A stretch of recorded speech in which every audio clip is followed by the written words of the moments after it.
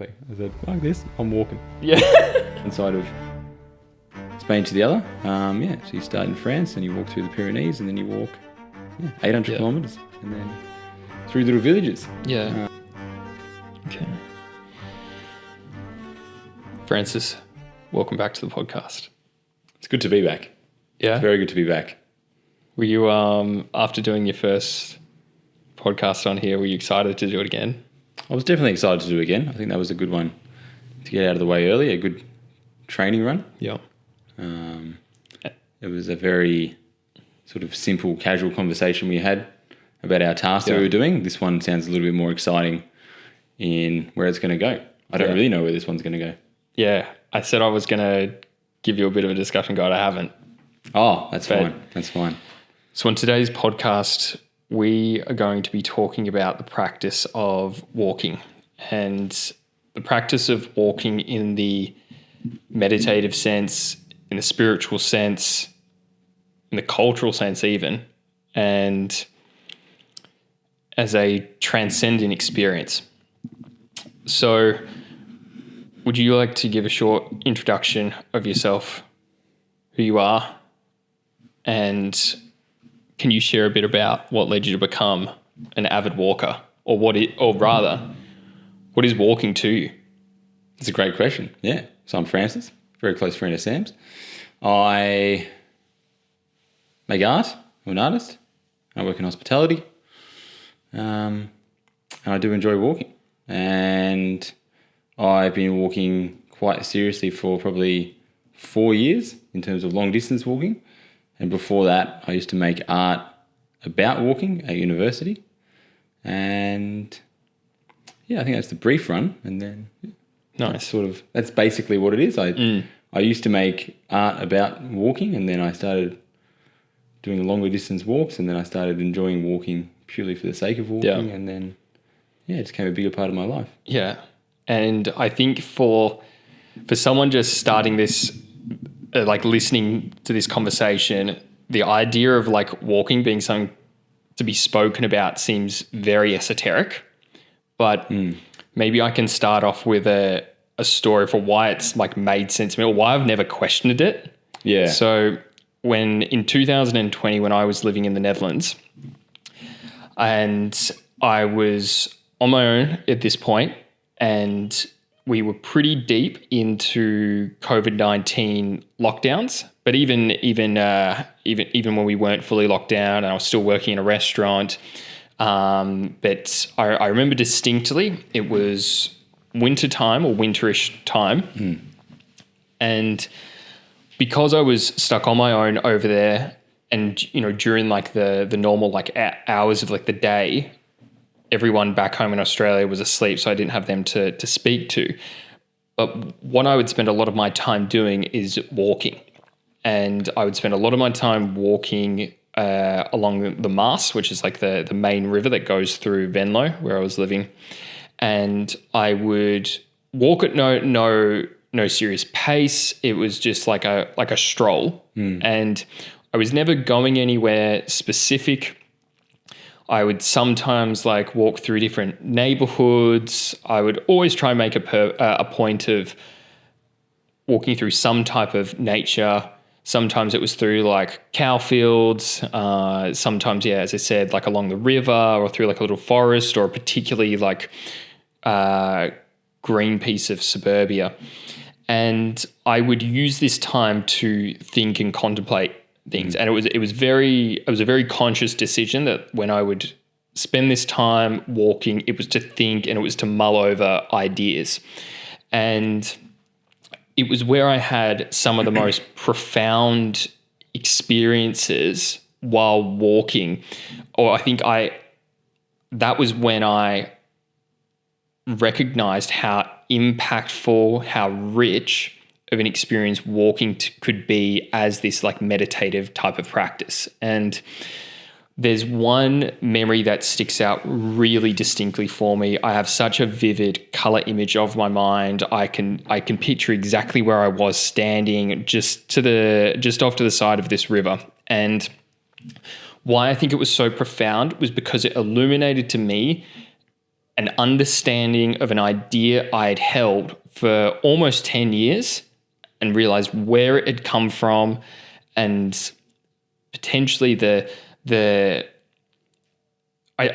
dissolved the illusion that I'd put on myself. And so this idea was that this is a recognizing of an idea you've already had. Yeah, that I'd held a belief I'd had. And you found out where it came from. Yes. Yeah. And that it was an illusion. And so this idea that I had was this idea of searching for a home or searching for a place that I would feel at home. And so at the time I was 24, 25, and when I say like 10 years, like I'd held this belief because I think it was around that age of like 14, 15 that I'd had this very, very, very vibrant belief that I didn't fit into the culture of Melbourne or Australia, that it wasn't me, it didn't fit with me. And it wasn't that I had a problem with the culture, it just wasn't me, and that I wasn't like born into it, and that one day I would find my place of home and that it would be in Europe. Yeah. I wasn't sure exactly where. But it was out there at least. Yeah, that it was out there. But I did have quite an intense idea that it would be in Europe, having European parents, like that sort of makes sense a bit. But then I think on top of that, that prophecy I had for myself was then even further reinforced when I left school and I got so many more international friends, particularly a lot of European friends. And then I was like connecting with them even more and then hearing them talk about Europe. And then obviously I'm only hearing the parts I want to hear, but I'm reinforcing that idea that this is not the home for me and that my home is over there. And then while I was in Europe, well, I didn't really find a home. No. And I was thinking on this idea for many, many walks, but in this one walk in particular, this sort of illumination came over me of this isn't my home. What I've been doing for the past several years is window shopping, basically countries and cultures for one that I liked and what I thought would fit to me that I could then adopt as my like surrogate like home. Yeah. And I'm not sure if it was fully realized in that moment, but I think there was a recognition of home is where I make it or there is no such thing as it and there'll never be a place for me and I will perpetually sort of be a black sheep when it comes to that sense of a national identity and culture that I can like fit into. Interesting. And I do not believe I would have come to that realization without the walking, because there is something about, I think, what it does to the mind as you walk that allows for ideas to literally walk through and to unravel themselves. Yeah. Well, I think that's because you're not doing nothing, you're doing something when you're walking. So you're not, if you sit down and think, your brain follows this path of achieving a goal or an objective, I think, quite naturally. But by walking, you're doing this very monotonous movement that you're still sort of active in, and I view it akin to breathing. So it keeps you going, and that sort of calmness that it brings over you, if you're still doing something, allows you to just go off in all these amazing directions.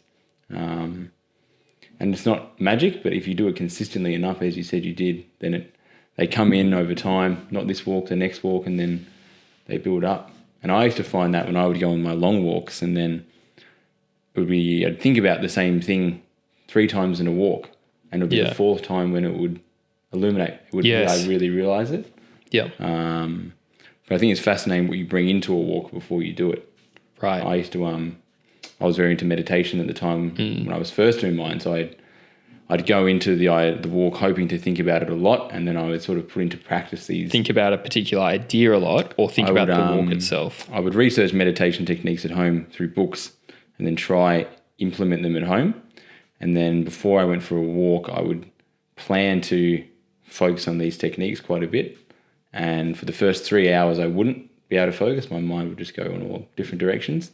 And then towards the very end of it, I would be able to find such clarity with these techniques that I would be able to really focus on them and experience them in a way that I never really experienced. These meditative techniques, were they supposed to be done while walking? No. Okay, these were just meditative techniques. It was sort of techniques or just theories or understandings of consciousness and the mind that I would think very deeply about, but I felt like I could only really get my brain to a place of silence or acceptance, the way you were talking about, after 6, 7, 8 hours of walking. My brain just felt like it was opened up.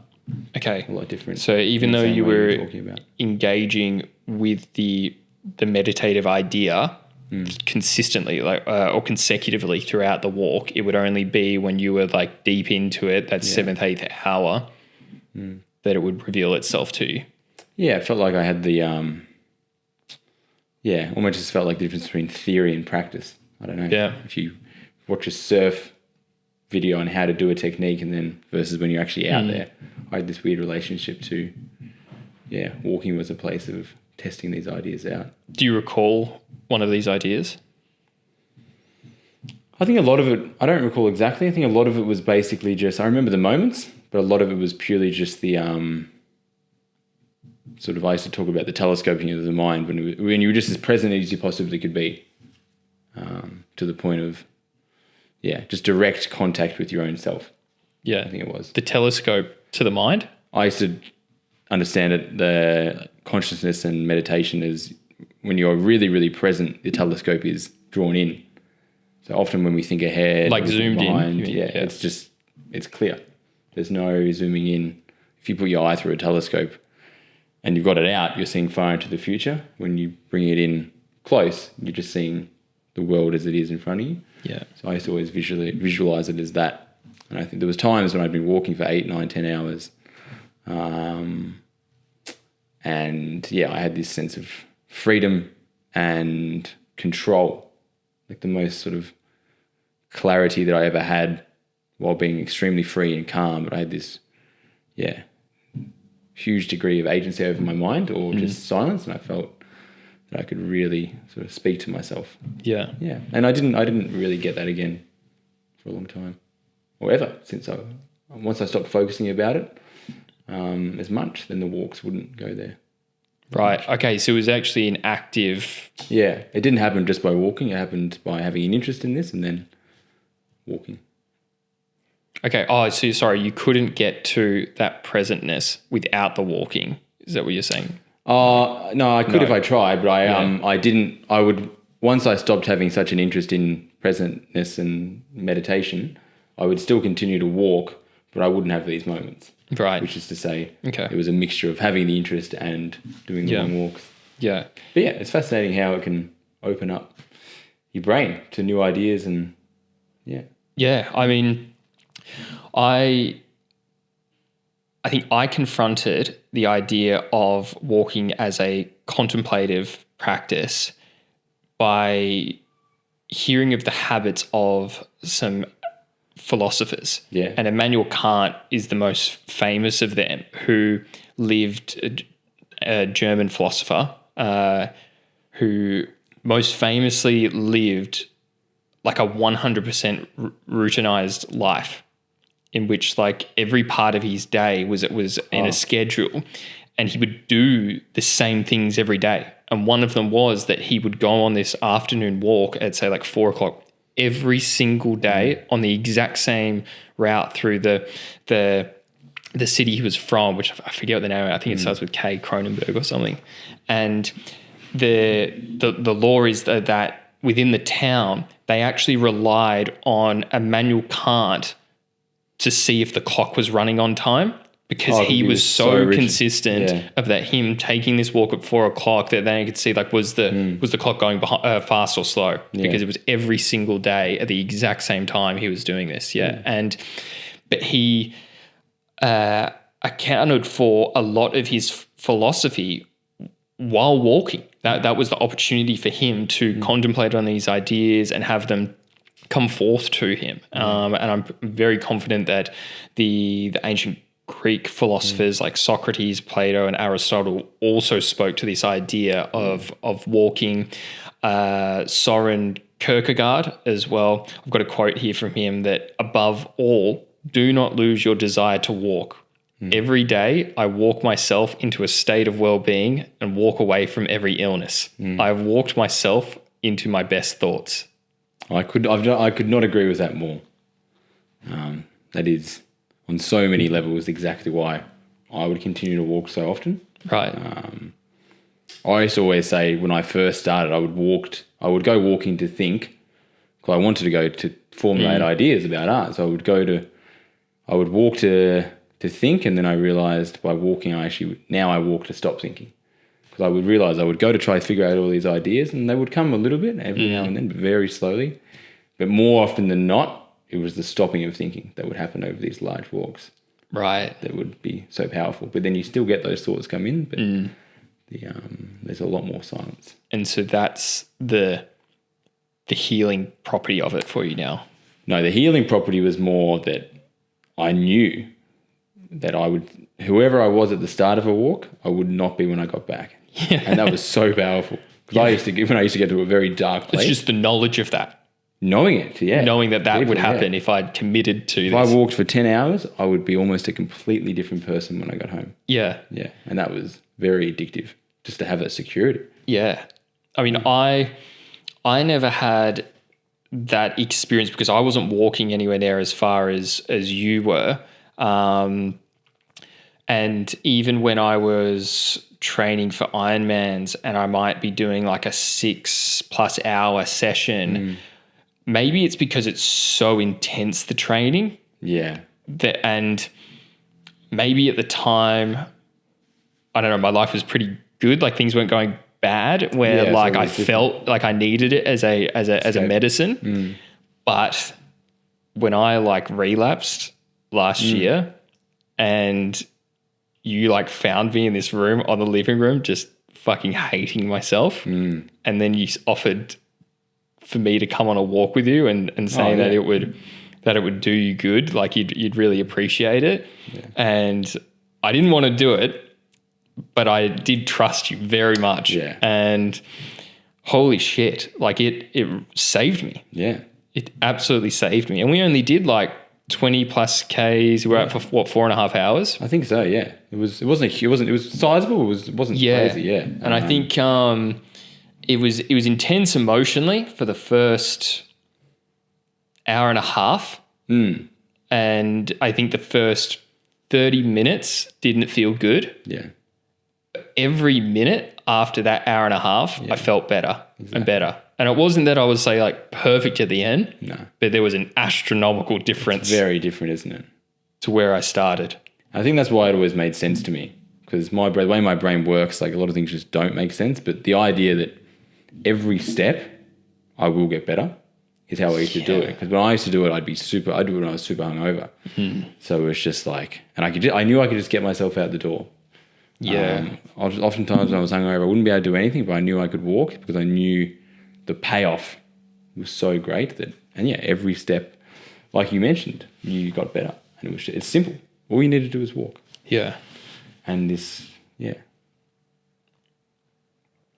wonderful transformative change would happen. You wouldn't have to think, you wouldn't have to decide, you just have to walk. And we had some fantastic conversations. We did as well. I mean, we had one fantastic conversation because we really just spoke about the one thing the entire time. That was a very common thread. Yeah, we did throughout the entire walk pretty much. Yeah. This is a wild way to have a conversation. Yeah, to walk. And it wasn't as if we were walking anywhere profound or anywhere we hadn't walked before. No. You and I have walked those streets, that area 1,000+ times in our life. So it wasn't though we were exploring anything. I mean, but it is interesting. Even when you talk about, was it Kant you said, the philosopher? Immanuel Kant, yeah. That and this is one of the things that always fascinated me about walking was that, and I would walk very similar routes a lot of the time, but it was always different. You're never going to walk past the same moment in time. Even Right. if it's the same object, it's always going to be different. Even for you and I, like that was what excited me so much about physically just like walking to these places that I wouldn't have seen if I wasn't walking. Going out to some random suburb and seeing their city square. And I was walking past people that I've never seen before and will never see again. But I got to glimpse this time on earth that I would never see. That really got me going. And even for you and I, like we have walked past those places, but you and I have never walked past those places together in that context. No. I suppose, having followed that. And was that something you were aware of in the moment? No, not in the moment there. No, not when we were walking there. I was very much just caught up in the conversation of what we were talking about. It was very cerebrally heavy, but I was excited to be walking with you, to actually finally go on one of these long walks with you. And Yeah. yeah. I think we need to describe like the nature of this walk as well. Like, what is a usual walk for you? So my walks would often, I would say on average, my average walk was 30 or 40 kilometers. Yeah. And I might be doing 1 or 2 of those a week.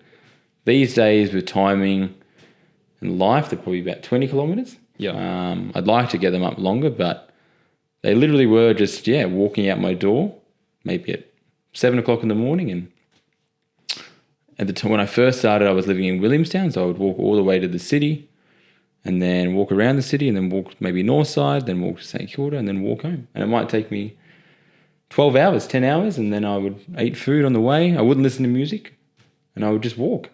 And I would get a coffee, and I would think, and it would just be a daze. And I still do that. How long ago when you first did like say a 10K plus walk, we'll say? I'd say the first big one, I was doing these in uni, so I would do walking sort of experiments through uni where I would walk around all day. It's 7-8 years ago? I'd say 2017 was the first one when I was doing an artwork where I was doing concentric, or whatever the opposite of concentric circles is, where you walk a larger ring. And I was walking around the city. And I remember I did that for 8 hours maybe, or 7 hours. And I had this wonderful feeling of no one knows what I'm doing right now. I'm just walking past these people who think I'm walking somewhere, but I'm not. I'm just doing this wonderful thing. And it was this wonderful moment of freedom to just do something so ridiculous yet so important. And then it wasn't until 2019, 2020, the summer before COVID, where I just said, I can't remember why, I was in an awful mood that day, feeling about something. I said, I need to prove myself somehow. I said, I'm just going to walk a marathon. Yeah. And then I just walked a marathon. And I came home and I was pretty hot. And I was fine. And then after that, once I walked the marathon, I just kept walking long distances. And then I'd find myself in the city, I'd be out drinking or something. I'd say, I'm walking home. And I would walk home very late at night, And one of the main things it came from was a desire to just see the area where I lived. Yeah. So we used to always get the train from Williamstown to the city. And I had this understanding that I don't understand these places at all. And I was making art about space and this place where I lived, but I didn't actually know what it was. So I wanted to understand the actual geography and how it felt to go from the city to Williamstown. I wanted to feel this space. Yeah. Okay. And I did, and now I know. Like a lot of people don't, how it is to get from here to the city from where we live. Well, but a lot of people don't. They think it's a tram. Yeah, as you were saying to me, how you wanted to understand this space between, say, Williamstown and the city. Well, I do get that because I just did this very strange thing when I was a kid, when I was probably between the age of 10 and 13 years old, being a bit of a latchkey kid. For whatever reason, I don't know why I wasn't maybe hanging out with friends, but I would just go on my own outside and I would just walk every single street of Albert Park, South Melbourne, told me this, Port Melbourne, Middle Park, every street. I'd go down one you street, wanted to walk every street, I think. and then back down the other, and then another, and then another, and I mean this went on for years, doing this until now I've got like a map of these 4 suburbs in the most vivid way, where it's like, it's not that I just know these streets, like I know the houses on there. You can see details. Yeah, easily. And it's like in my mind, I can walk through there so easily. And I think it expanded a little bit once I started taking public transport more frequently, because I still took public transport quite a lot while I was in primary school. But in high school, taking public transport more, because I feel like I took that relationship with doing these like reconnaissance, these like, what's it called when, say, like an explorer who's got a ship starts to like draw out a map of like a land or something. Orienteering? Yeah. Navigation, Yeah, exactly. Yeah. And so in my mind, I would then do that with the trams I would then be catching. And so I'd build almost this network in my head of the tram lines. And still to this day, like if you said like, how do you get to that spot? I'd have the tram map like come over my head, like how I could get there. Yeah, fascinating. But it's a wonderful thing to think about as well, this very concrete structure in our brain that doesn't exist at all. But it seems so heavy. Like that knowledge you have of all those different streets is extraordinarily powerful. And a lot of people are like, I don't have that. I don't know. When I think of that town, I think of this blob and it's messy. I've got one street here, one street there. There's a vague sort of... That's how I feel about Williamstown still to this day. Still never made sense to you. But yeah, it's fascinating. But even in traveling to school, I remember there was this sort of fascination of... You get this train line. We had 8 stops on our train from Flinders Street to where our school was. And the walking from between the train stations was a fascinating thing as well. Yes. Because you associated this distance with just the train station and a train station. What was in between? The Malvern station to DLSL College, remember we had 3 different routes? There was the alleyway route. There was the Glenfrey Road route. Yeah. And then there was like the sort of back Cabrini Hospital route. Yeah. Crazy. As well. Yeah. And then, so that's that part. But then how many, or for me at least, like the 100 different ways to get to DLSL College from at least where I lived. Yeah, right. I know you always say I had to get on that train. I had a very similar one, the train, and then a few different trains or like 2 different stations. There was a million ways I could get to DLSL College from my house. Because at first it could be I could get the number 12, I could get the 96 or the number 1 tram. Yeah, right. And they were all in the exact same distance from me. Yeah. I could also go the 96 tram in 2 different directions because I could go up into St Kilda and get the 16 tram and get that all the way up to Flinders. Yeah. Or I could get the 96 tram to Crown Casino, walk up to Flinders Street Station. I do remember this, I think I remember staying at a house once before school and it was just all these options. Yeah. Or I could get the 96 tram to Crown Casino, then walk up to the art gallery and then get 3, 4, 5 different trams from there. Yeah. Or I could get the number 1 tram to the art gallery and get like different trams from there. I still remember the most exciting thing of my morning ever was when I was on the train and I would look across the Flinders Street Station, across the river and see South Bank and we'd see you walking. Yeah. Yeah. Fascinating. That was an important walk for me as well. Yeah. That because that became my perfect route. Yeah. Was getting the 96 tram from Albert Park to Crown Casino tram stop. Yeah. And then walking from the Crown Casino tram stop up to Flinders Street Station. And that wasn't necessarily the most efficient or the best. Like it was fast, but I could have got that tram to Southern Cross Station and then got the train from there to Flinders, or I could have got the number 1 as well. But I loved that walk. Like walking along South Bank in the winter along there was so awesome. Yeah. And so when it would rain, I would walk through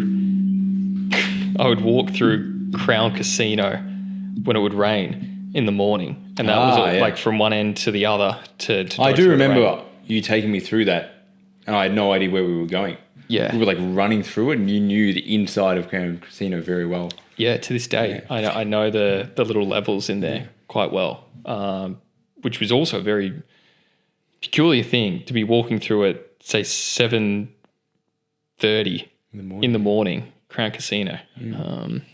But it beats the hell out of driving. Hey, Imagine if you just got driven to school every day and you just woke up and you were there. You wouldn't see this amazing things. You wouldn't have this. Yeah, you just got to hang out with one of your parents I know, for exactly 30, 40 minutes or like longer. That freedom. The freedom. Yeah. The autonomy, like the skill of that. Like, do you think the kids that got driven to school didn't like cultivate that part of their brain? I think you're missing out on an awful lot. Yeah. You just don't get this curiosity, this excitement, this freedom. I mean, you're going to school, like this time before going there, this time after. Like, you're going to this very regimented place where you're just getting told what to do. You got to think like this, do this, and then you get this morning where it's all yours. Yeah, it is. Like, very important. Yeah. I think it's always affected me very much. I used to always enjoy, just traveling in general, even before going to a party. I thought getting there was so much fun. Yeah. Everything exciting happened on the way somewhere.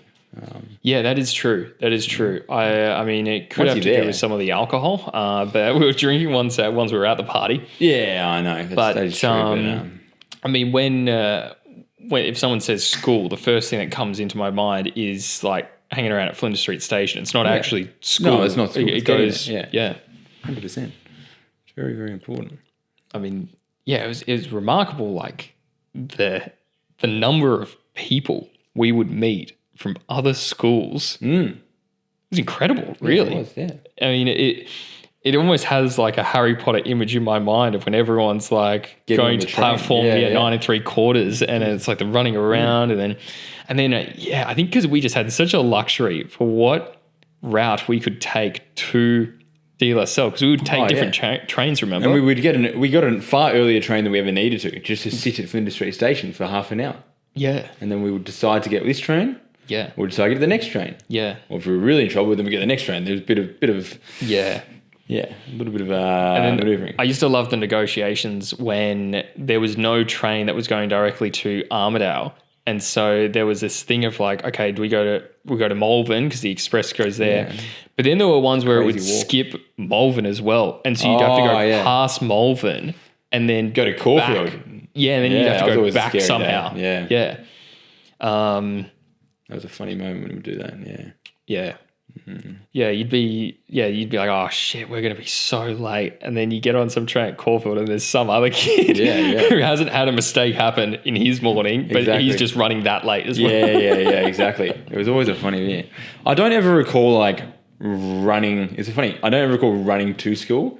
I definitely remember running. Like I'm still to this day amazed that I didn't die. Yeah. From traffic getting hit by a car. Like the speed after school to make a train.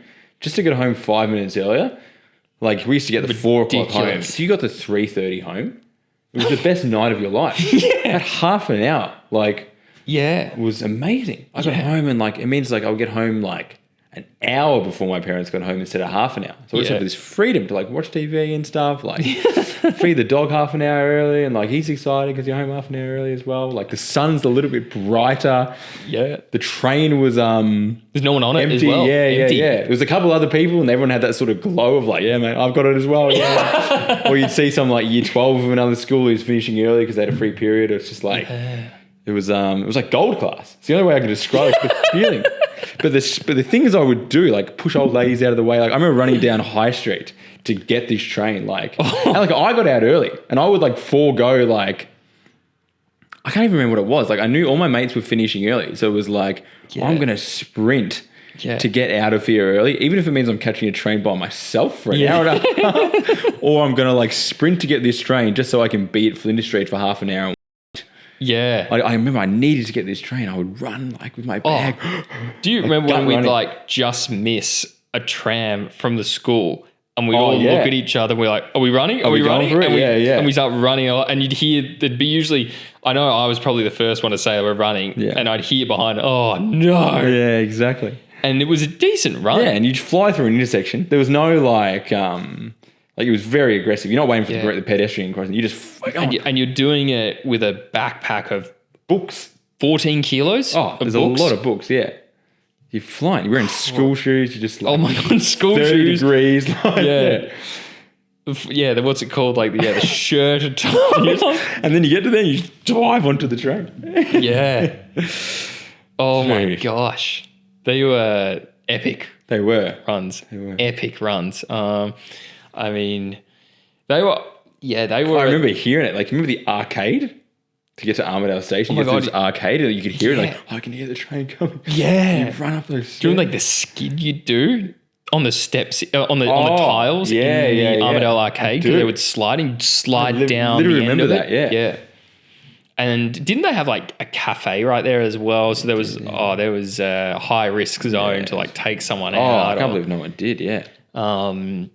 Yeah, I mean, I remember Patrick Boyle almost getting hit by a car, and the person like slamming their brakes, and then They were like, yeah. and then Oh the my person God. saying, "Oh, like Did you need a lift? we'll hop in, yeah, Yeah, do you need a lift?" yeah. And he actually got He in got the in car. the car, yeah. And the guy drove him to the Armadale Station. Yeah, it was, and we were like, "How did you make this train?" He's like, "Oh, someone gave me a lift," and we were like, "Are you Why'd you get in are the car you with that thick, bloke? mate? Yeah, You just got into a random guy's car. Like Yeah. it's stranger danger 101, buddy." It's the first thing they tell you. Just don't do that, yeah. Yeah.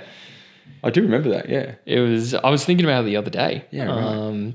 But It sort of does. When I first heard about it, I was like, why would this guy offer? Now, it sort of does make sense. Like, you've almost killed this bloke. Like, he's obviously in a rush. Like, yeah, you are trying to help him out. Like, you wouldn't do it, but it sort of could does make have still been the opportunistic paedophile. It still could have been. Yeah, we don't know. And I don't know. And the ball just jumped out of the car at the right time, I suppose. But yeah. Yeah, we're probably getting a little sidetracked here. I think we are getting a Yeah, little I might just sidetracked. bring it back in here. So, what was going on in your life that sparked this practice of walking?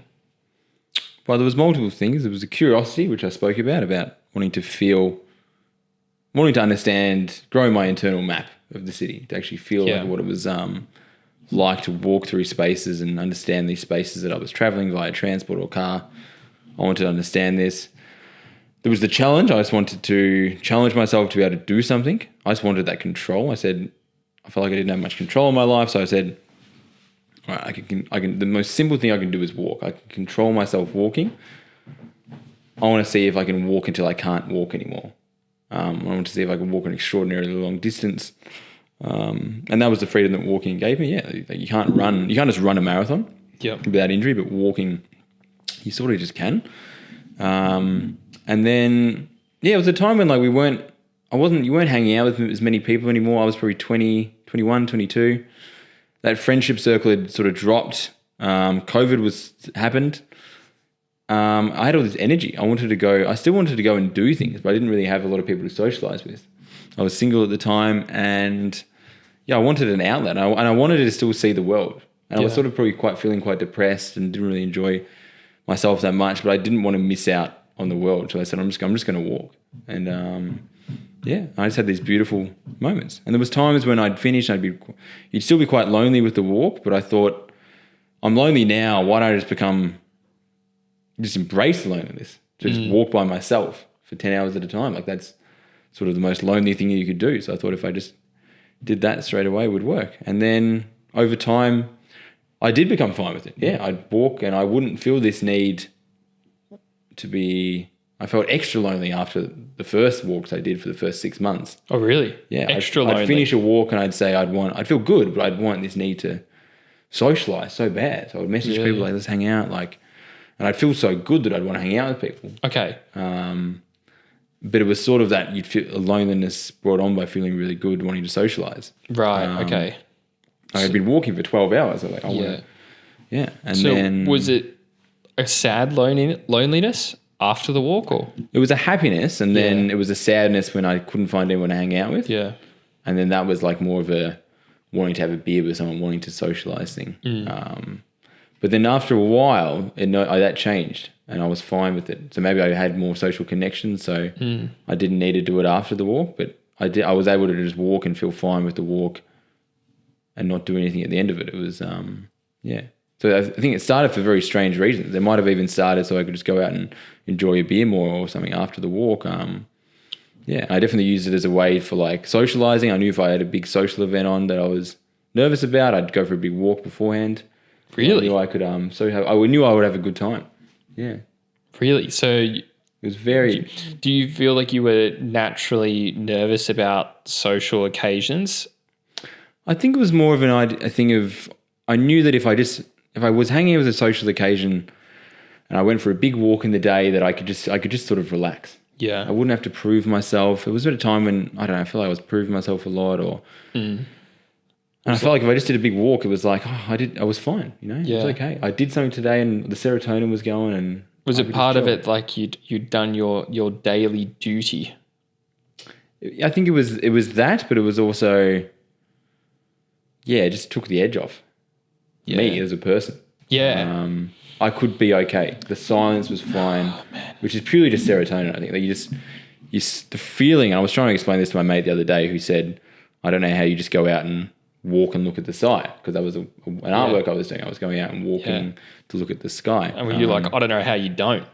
Well, I didn't say that, but it was just like I was trying to explain how enjoyable it is, and how it was like it was directly connected to my career. I was like I was doing artworks about walking and doing these strange things, and it was actually the days when I would just walk was actually me being lazy. Yeah, because it was like the days that when I go out walking and taking photos, I was working, but there were some days where I said, all right, I want a day off today, I'm just going to walk. And it was actually, that became the easier option, which is a very common thing of, if you want to get something done, just do something harder. That option will seem a lot easier. So walking like 40 kilometers was much easier than going out and taking actually very calculated photos. But I said to him, besides anything, it feels unbelievably good. Yeah. It felt like a drug too. And 20 kilometers doesn't do it. 30 kilometers doesn't really do it either. But 40 kilometers, when you finish that, you just feel high. Yeah. The pain, the clarity, everything. You start seeing the jitters, the way you speak to someone. You feel very good. I know what you mean, brother. Yeah. Like what you said before about it takes the edge off you as a person. Yeah. That resonated with you? Holy shit. I mean, when I was doing like my full triathlon training, and, you know, I'd be 2 to 3 hours in the morning, then there might be another, say, hour to, you know, potentially 3 hours in the evening as well. Throughout that whole day, like I was just chill. It was as if there was no ego to me anymore. Yeah. I'd done my duty. I'd fought my sort of war with myself. Exactly. It was probably like a humbling part of it as well. I'd sort of, met my maker a little bit, where like, you know, that was tough. That was really tough. And I had to like go up against the weaker version of myself that wanted to quit throughout that many times. And so I'd beat that cowardice in me. Exactly. And I notice it more now because of like my injuries, or because, say, we can't surf on the weekend because there's no swell. Yeah. And then it's like I've just gone a whole week without doing my duty, like doing that exercise that I was so desperately needed. It's like I just become a piece of shit almost. Like because I haven't taken the edge off myself. Exactly. And so then I'm like more aggressive to people, more like just maybe, that thing of maybe feeling like I need to prove something more to other people. Well, even when you're with them, I think it's that thing of, you're still climbing the ladder when you're with them. But if you did it during the day, you've already climbed the ladder, so now you can just stay. Yeah. I remember I was a much better listener after a walk. Yeah. Because it didn't matter what I had to say. I don't have to say anything. Hell, it's the same. I distinctly recall a couple moments of, say, sitting in a philosophy class at uni and thinking, I just ran a half marathon earlier today. Yeah. And nobody knows that. Yeah, exactly. And it's not like, oh, I'm so good. It's more like I've done well today. Yeah. I've done well. Exactly. I can relax in myself, and then I'm just like so chill around it. So much more comfortable, so much more confident around other people. That's everything. And that's that little sense of achievement. And I'd love to ask a female if they feel the same way after doing this stuff. Like, I don't know if it's like a distinctly like male thing of just needing some sense of like achievement or accomplishment, productivity, competence to then feel just okay. Well, I was going to say, it wasn't like, for me, I was going to say, it's not about feeling good. It's just about feeling okay. Yeah. And in a way, it's like you do feel good, but there's not really any okay option. It's either you feel shit or you feel good. Like the okay is sort of built into that. Like if you didn't do it, it's a need. I use it because I just felt like it was, I needed it for my personality. Yeah. Like, I needed something to go well for me, and like the walking sort of served that. Like, so do you think it's the default of, I don't want to say humans, because I suspect it might actually be a different experience for women. Yeah, So I'm just hesitant to say that. Yeah. But do you think it's a default for men to just be in this like state of like proving themselves, frustration or whatever it is? Or do you think that's the consequence of the environment, society we live in? no, I think it's definitely built into us. Yeah. And I think you need it. I don't understand how, if you take two guys in a sort of competitive and evolutionary environment, and there's one who feels okay all the time, there's one that constantly needs to prove themselves. Yeah. The guy that needs to prove himself is going to win in everything all the time. So does that mean it's the wrong thing to do then? Like subduing that urge to be doing something by walking? Yeah. No, I think you can think about that deeply, but I think at a certain point you're just wasting it. Like I think the walking sort of, I mean, you could make that point, and if you were walking every day that long and just not doing anything with your life, then maybe. But I think like that walking still, it adds so much to you that it was like, it's still a fine thing. Like where do you draw the line? Then you could say the same thing about a surfer, like who surfs every day. Like, where do you draw the line? Yeah. I think we're trying to say is we're just trying to take the edge off. Otherwise, I mean, I view the walking as doing something like that. You have proven yourself. And maybe it's different for everyone. For me, it was a lot easier because I found it was healthy. It made me feel better. It was physically like a healthy thing to do. It was spiritually aligned with what I wanted to do. And then career-wise, like it was very in line with the art that I wanted to make. Yeah. And I think a lot of the other reasons I did it was because of the amount of technology. And I knew I was frying my brain with the technology. So I wanted this silence. I knew that if I would walk this long, that I would have an edge on people because I've had 12 hours a day to think. Where a lot of people don't have that. I had this silence where I could just go for these ideas and not be distracted. Yeah. So I felt like I was healing my brain by not using my phone. Yeah, the lack of conversations people have with themselves is like, I think it's like endemic. Oh, yeah. It's already hard enough to know who you are. And then on top of that, you couple that with people don't have conversations with themselves anymore. No. They're frightened. Think about that. Like most people have not, it's not that they don't know themselves, because most people, like, to know yourself is an extremely difficult thing. Yeah. You don't know yourself. That's the reality of it. But there's a difference between, I think, not knowing yourself like well and just being so far removed from any sense of like who you are, which I think even if you ask the question, that people would not really know what you mean. Exactly. Well, they'd say but they would actually know what the question is. Yeah. And so there is probably just this huge cohort of people just younger than us that have no idea who they are, like in themselves. Exactly. I mean, it's already hard enough trying to get a sense of who you are, particularly as a teenager, as a young person. You go to school, you wear the same uniform for like 12 years of your life. Yeah. You know, you're in this militarized education system, and then you get spat out, and it's like, figure it out. And that's why people get sucked into these like ideologies. Yeah, but then on top of that, just compound no time to actually have a conversation with yourself. I know. And that's also just like kids going home. I think when you think about because I look back on high school and I say, I actually did know who I was quite well. Like there was a lot of space to be myself, you as well. And I'd say you gain that from your freedom you have at home in your own time. Yeah. And like maybe that is a bit through technology, like gaming, like back then you still got to explore quite a bit, Minecraft, these RPGs and stuff. Yeah. But you weren't just on your phone mindlessly doing that. No. And then I think it was those social interactions where you did learn who you are. So we were sort of lucky in that sense. We had great childhoods. Very, very lucky. Very lucky. Yeah. But then these days, it's like I think you need to. Yeah, it's crazy when people don't have the time to get to know themselves from solitude and thinking. But even physical activity and just pushing yourself to do something that's weird, or I don't know. I think there's great value in just doing weird things.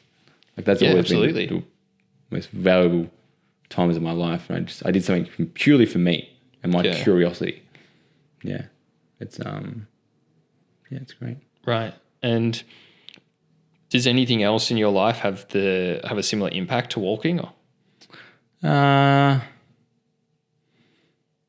wouldn't say anything has had such an effect, no. Like in terms of, it's a very different thing. Like I enjoy art and you get to very spiritual places with art, but it's connected to all these other things.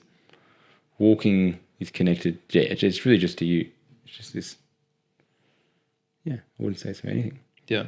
And how about yourself?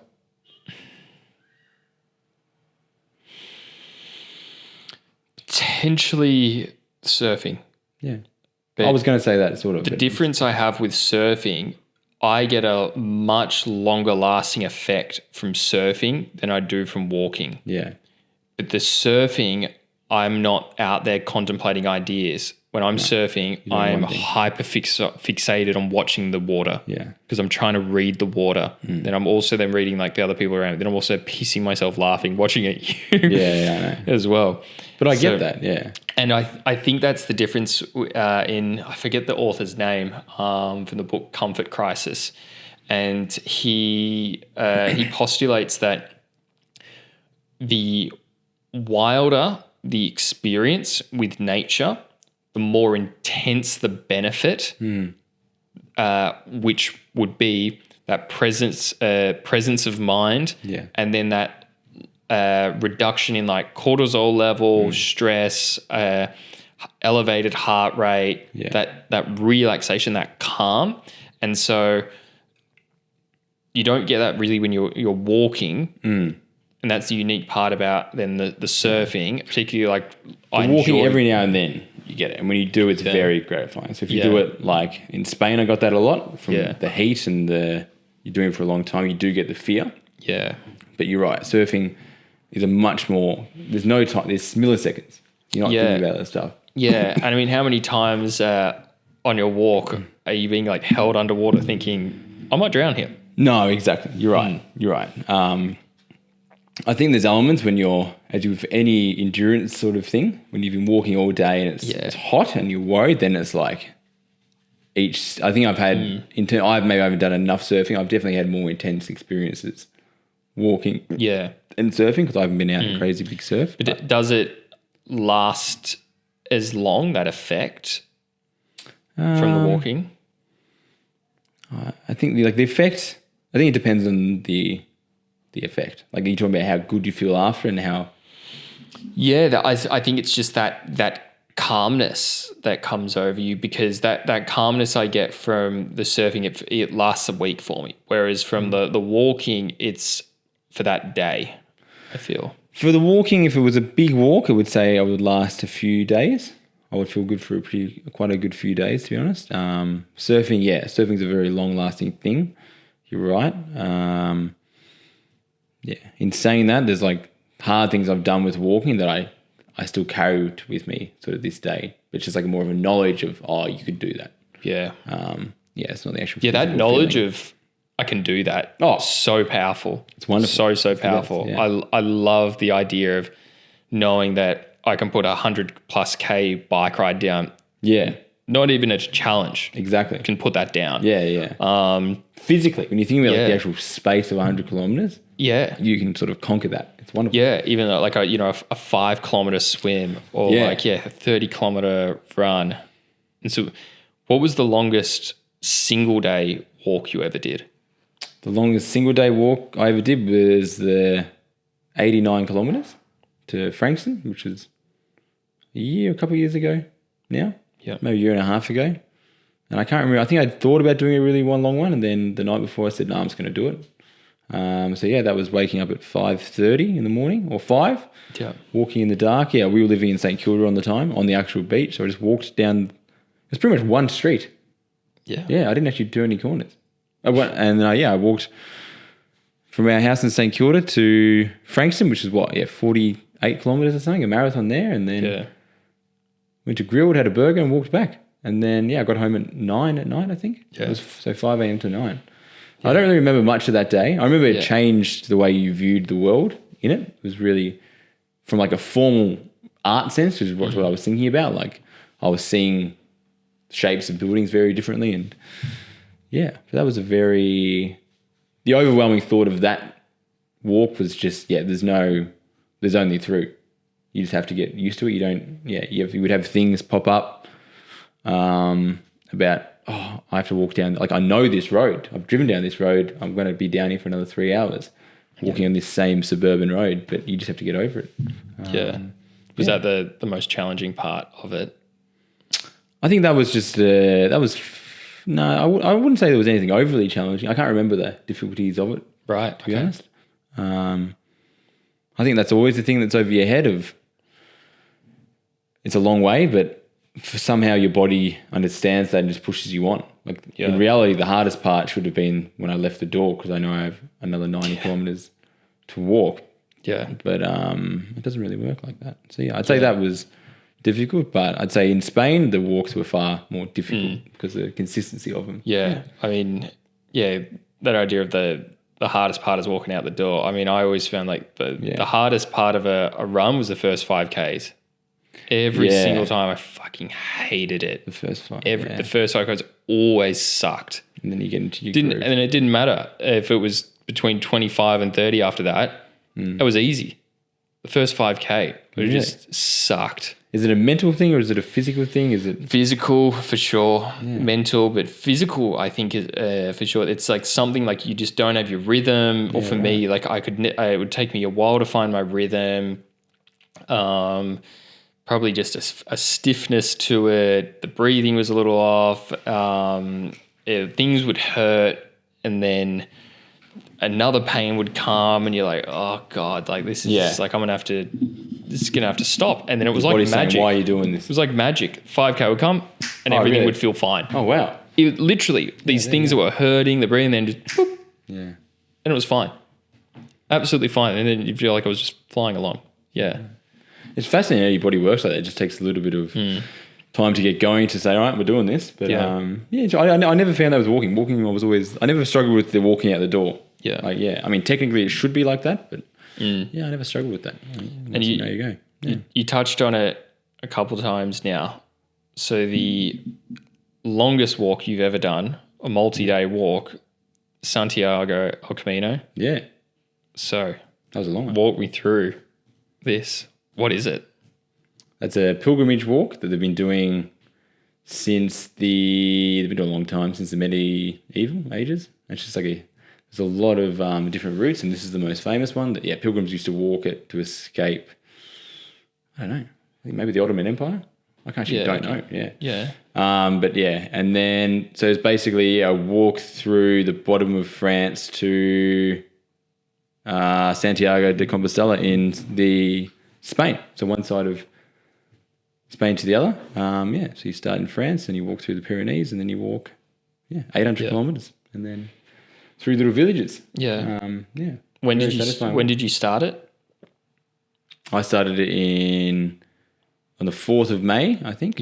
Early May, and then I finished it on the 21st of May. So about a little bit under 3 weeks. And why did you decide to move from doing primarily long single day walks, although you did one multi-day walk here in Australia, that smaller one along the Great Ocean Road. Yeah. Why did you make the transition to this larger multi-day walk? I think it was never without question that I would do it, but it was much more of this idea of wanting to achieve something. It was just a continuation of wanting to do the 40-day walk, and I remember how good I felt after a 40-day walk. I'd say, imagine how good I would feel after doing that every day for a long time. And it was just that journey. I wanted to see Europe, but the idea of going to Europe for a holiday never made sense to me. I wanted to go and do something. So I thought, going for a long walk across Europe would be just such a fulfilling thing to do. So the plan was always to just walk randomly across Europe, but I was worried about doing that, having never been to Europe, just randomly picking a route and navigating it and walking across the country. So I thought I'd do a very popularized route. So I chose the Camino Santiago, and then looked it up, and then I chose to do it in September, and then it was May when I did it. So less Yeah. than a year, I just did it, and it was fantastic. Very, very challenging at times, but once again, you don't really remember the hard times that much, or you look back most fondly on the hard times of that. Yeah. Definitely recommend it, and not. I think about it often and would love to do it again, and would hope to do it again, but I would think that not this year, next year, I will do a larger walk that includes that. Yeah. Again. Yeah. And what were some of the most memorable moments along the trail? I think just it's such a great way to travel, to see a country. You just see everything. Walking. Yeah. 'Cause I didn't take one single form of transport for the 2-3 weeks that I was walking this distance.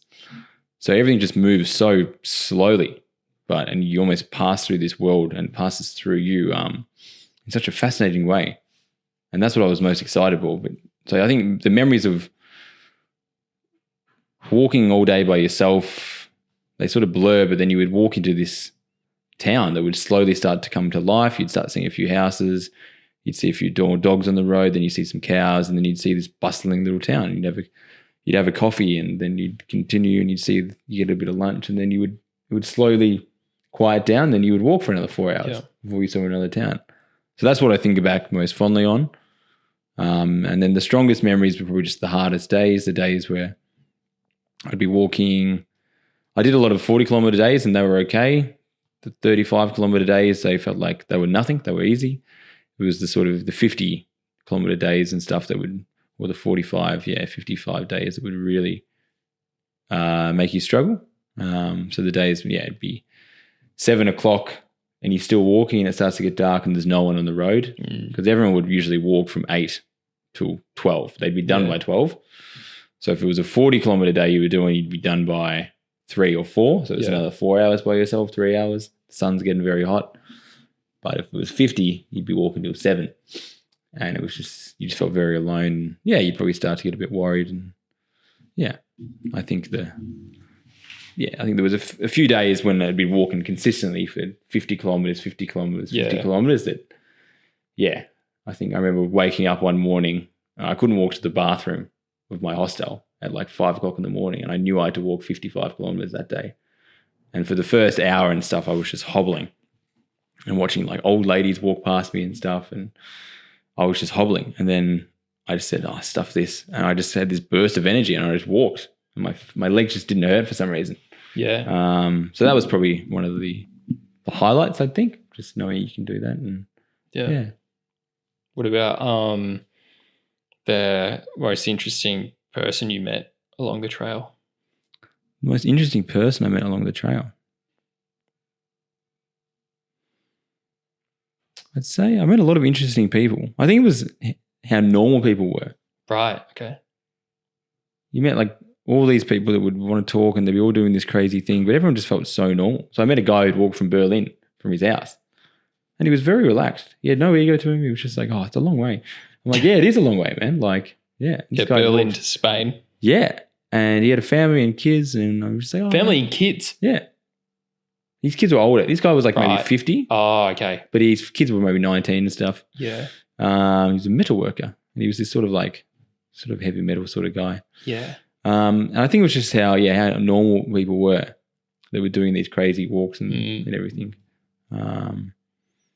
Yeah. I think that was probably the most interesting person I met. I think just how normal people were. Yeah. Right. Okay.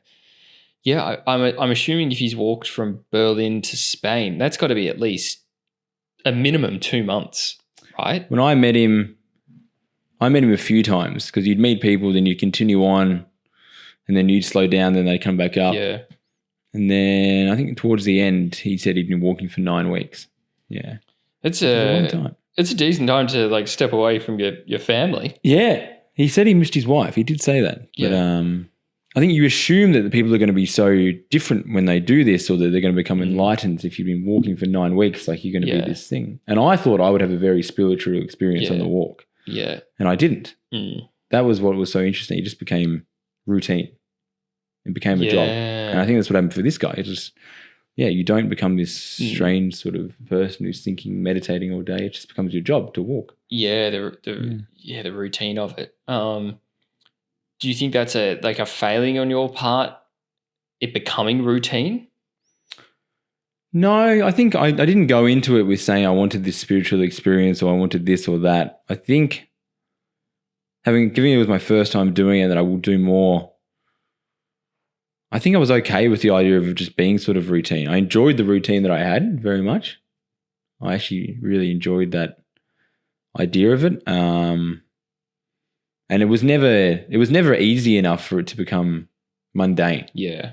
I never felt comfortable on the walk, I think, looking back on it. Yeah. The start was interesting. The early to mid start, I was not happy. I said, how can I do this? I'm really not looking forward to it. I want it to be over. And then the 3/4 time was the hardest, and it was just so difficult. And I had all these injuries that, you just kind of kept going. It was never routine. And then by the end, it was exciting to finish. But I wouldn't say it was a failing to not be more spiritual, introspective. I think naturally you're very introspective on these walks. But I think it's exciting to know that what you're doing is not very alien at all. It's very human. So it felt normal because I think it is normal to walk those distances. Yeah, it was did you recognize on the walk how normal people were that were doing these things? Was there any part of you that thought if everyone here seems really normal, am I the weird one? I thought that a little bit. I didn't think that, no, not too much. Yeah. There were times where I might have thought that a little bit. I knew everyone was doing it for different reasons. Yeah. And then there was a few times where people would say oh, why are you doing this? Or my only reason was I love walking. I realized people who were doing it didn't walk as much as I did. Yeah, okay, yeah. No one had the same relation to it as I had. There were people who had hiked before. There were people who had done the Camino multiple times, but no one had the same sort of interest in walking as I really did. So I didn't feel like that. I felt It's an interesting question. Well, isn't that the thing that if you're searching for the weird one in the room and you can't find them, you might be the weird guy. I might be the weird one. Yeah. Yeah. And maybe I was. Yeah. I mean, I think I've found myself in that circumstance a couple of times. Definitely. It felt like a very normal thing to do. I'm surprised more. It just seems like a thing people have to do. You have to walk this far. Yeah. Yeah. And so what things did you learn from your walking experiences that the average person wouldn't know, but they'd benefit deeply from? From just walking in general over my life? Yeah, I would say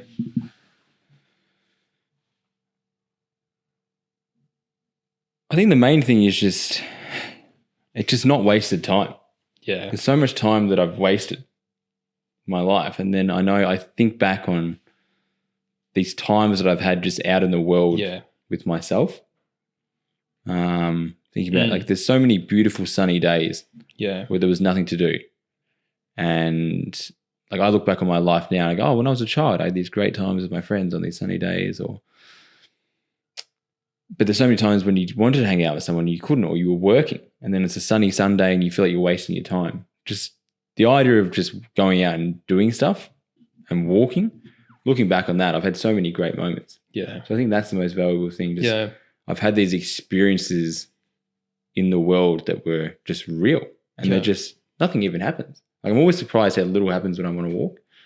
You think you're going to, something's going to see people or see all this crazy stuff happen, but nothing happens. But it's just your brain just readjusts to not getting bored, and I think it's extremely beneficial to readjust your brain like that.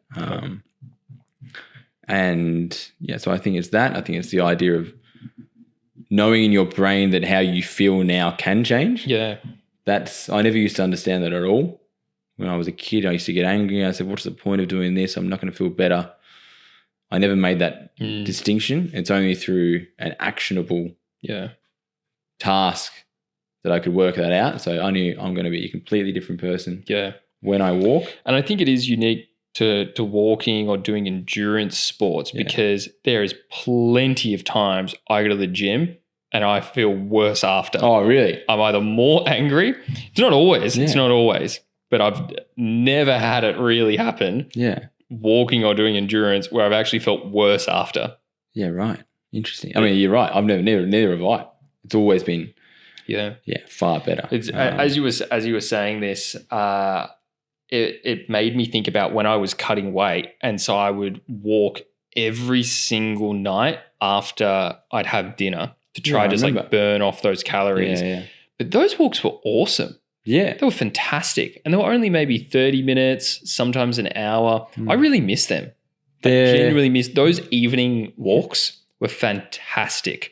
They're just wonderful. You don't know why they're so good, but they're just oh my God. They were so good. The things I get to think about. Sometimes I might be listening to a podcast, but the walking around, and then like I would say hi to some people as well walking, or even just smiling to people. Exactly. And I think the more you walk, the more you realize you don't need to do anything else on the walk. Like a hike doesn't need to be about a hike and a good conversation. No. Like we had a good hike yesterday, and it was just, you don't need to do your brain, you don't need to expect too much from it. It's just it's just good. Yeah, it's making me almost think about how much better just a simple walk in the neighborhood after dinner can be compared to like going on a planned hike. Oh, yeah, exactly. On a trail somewhere. Yeah. There's all this expectation and stuff. Exactly. You do this, you do that. But yeah, just seeing, and even on a weeknight, going out for a walk like that, you see things. Delicious. You see things you wouldn't have seen. Yeah. It's you spend so much of your life kept up in a little apartment, and then there's this whole world out there. And like people live in Melbourne and they travel. Oh, we go traveling to Greece. You go to that. Yeah. How often do you go to where is it? Oh, maybe not Broadmeadows. Well, how often do you go to Broadmeadows? Like I would walk out to and I would see it and be, you go to Broadmeadows supermarket. And it's this whole suburb. Yeah. And it's like people go to New York and they don't see far East Kensington. Yeah. There's a lot going on there, And you walk past and you see the same things. Yeah, you see the same group of people having coffee there, and then you walk, you don't see anything for an hour, and then you go to South Yarra, you see the same people having coffee. Yeah. What do you think is one of like the funniest interactional incidences that has occurred while walking to you? While walking? I don't know. I feel like there's been quite a lot that I'm sort of forgetting now, actually. I'm just thinking of the day when you ran into the same person like 3 times, or like... Oh, that was weird, yeah. I saw these two young blokes in the city at Flinders Street Station having a conversation about something. Yeah. I can't remember what they were talking about. I think they might have been filming or something, like they're photographers. And then I was walking like from the city, and then I was in Fitzroy, and I saw them again walking in Fitzroy. Like they'd obviously like gotten the tram to Fitzroy. They were getting a coffee, and I walked past, and we looked at each other. And then like 5 hours later, I was walking back from Brunswick down Sydney Road, and I see them again, and they see me, and it was this weird thing. I should have said something to them, but I just didn't know how to approach it. And like, but that's the sort of thing I love. Like they don't know that I've been just walking around like this, like crazy. And I often wonder if anyone else is doing it. But yeah, I used to always enjoy that fact that people just think I'm going somewhere, but I'm not. I'm going anywhere. I think maybe the weirdest moment might be when I was like in Spain. That guy, I went to meet a guy for a beer because I was walking with him, and he texted me, and then I went up to meet with him, and he was looking around a lot, and he was like, you're here. I'm like, yeah, me. And he was like, I'm texting this other guy. Like, and I realized he wasn't actually trying to meet me. He was texting another guy.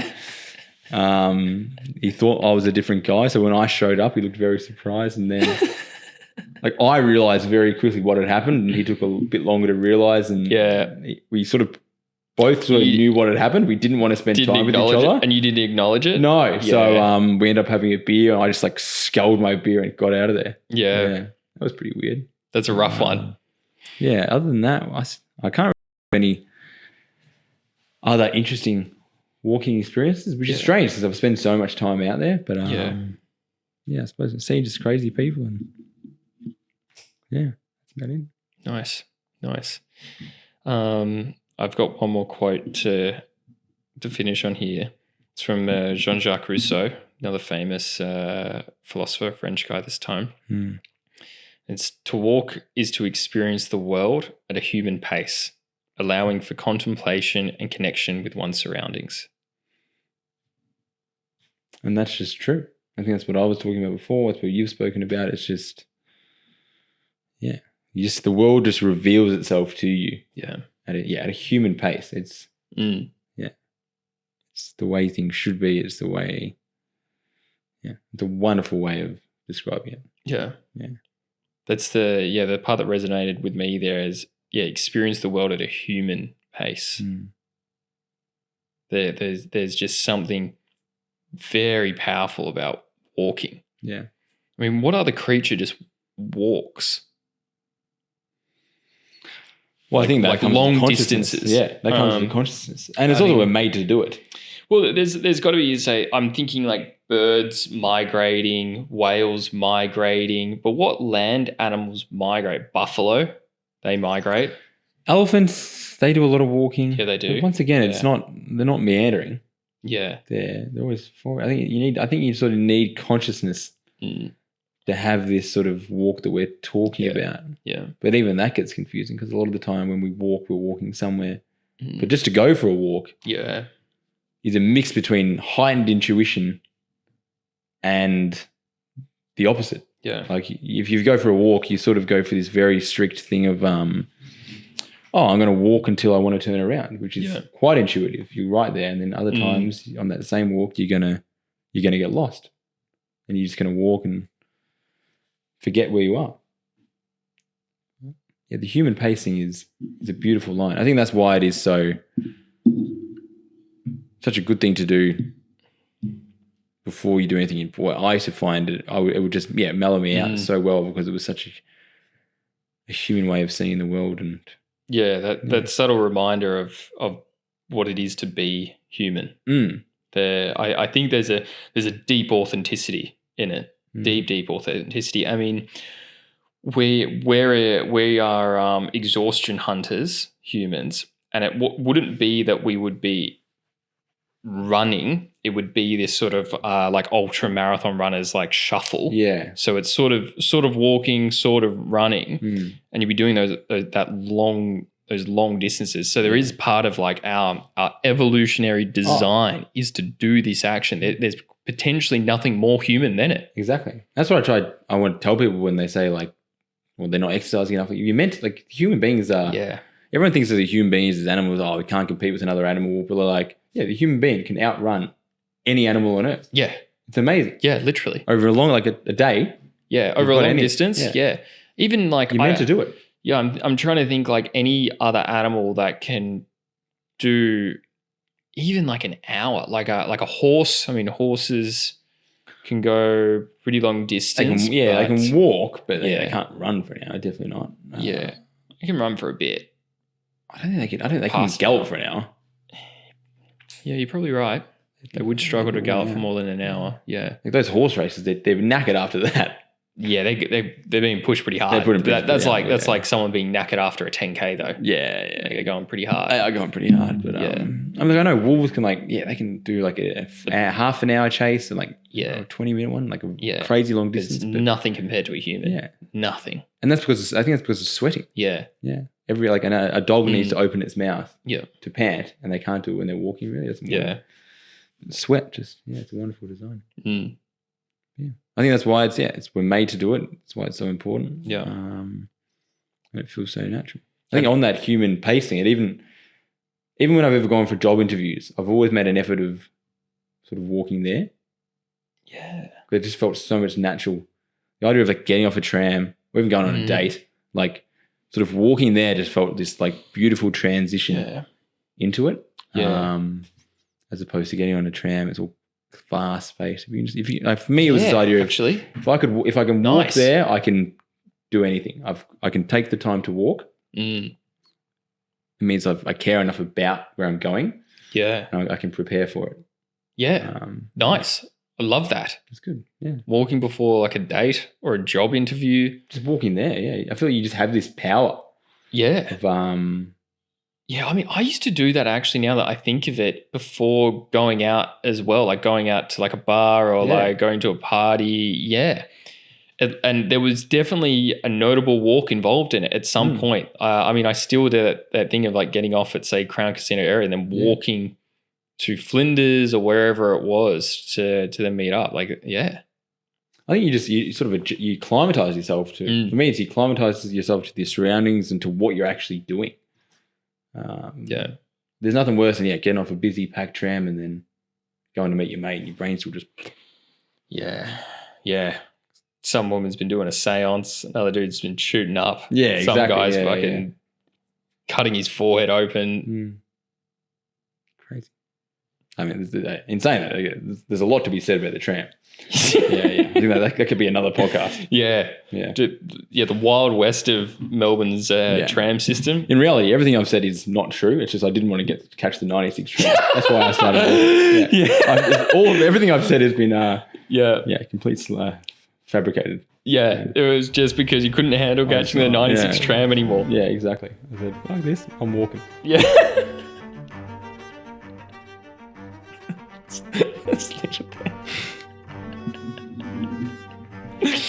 Done.